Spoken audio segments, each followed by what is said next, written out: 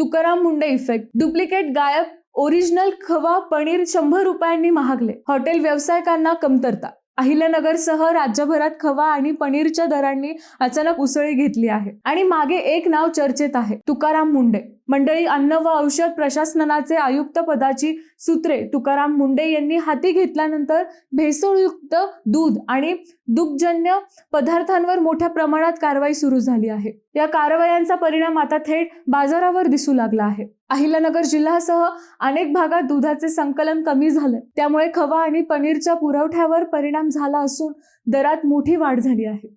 काही महिन्यांपूर्वी 280 ते 300 रुपये किलो असलेला खवा आता 380 रुपये किलो पर्यंत, तर पनीर पूर्वी 370 ते 380 रुपये किलो दराने मिळणारे पनीर आता 400 ते 480 रुपये किलो पर्यंत विकले जात आहे। अनेक हॉटेल व्यावसायिकांना सध्या पनीरची कमतरता जाणवत असून आगाऊ ऑर्डर द्यावी लागत आहे। व्यापाऱ्यांच्या मते भेसळयुक्त दूध आणि बनावट दूधजन्य पदार्थांवर कारवाई सुरू होताच अनेक खाजगी उत्पादकांनी उत्पादन कमी किंवा बंद केले आहे। त्यामुळे बाजारात डुप्लिकेट माल कमी झाला, पण त्याचवेळी ओरिजिनल खवा आणि पनीरचे दर वाढले आहेत।